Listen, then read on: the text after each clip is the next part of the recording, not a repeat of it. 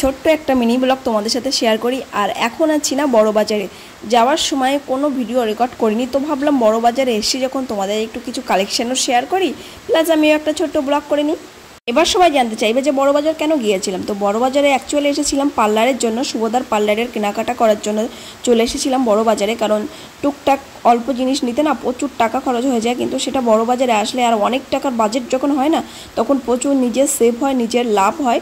তো কেনাকাটা করার পর ওই দেখো একজন আমাদের জিনিসপত্রগুলো মাথায় করে নিয়ে যাচ্ছে। এত টাকা জিনিসপত্র কিনেছি সেদিন।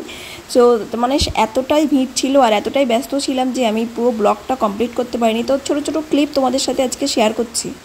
আর এই বাজার থেকে যাওয়ার পথে দেখো আমার ফেভারিট দোকানটাই সামনে পড়লো, মানে টেডি বিয়ারের দোকান, যেটা আমার খুব পছন্দের। বাজারে গেলেই টেডি বিয়ার একটা করে না কিনলে হয় না, এমনই একটা পরিস্থিতি আমার, খুবই অ্যাট্রাকশান টেডি বিয়ারের প্রতি। সো যাই হোক, দেখো কথা বলতে বলতে চলে আসলাম বাস স্টপে। বাস কিংবা অটো নিয়ে আমরা চলে যাব শিয়ালদাতে। আচ্ছা, এবার বলি পার্লারের কাজ কিন্তু শুরু হয়ে গেছে। মানে দেখতে পাচ্ছ এটা কিন্তু 3 সপ্তাহ আগের একটা ভিডিও, আমি এখনই ক্লিপ দিচ্ছি।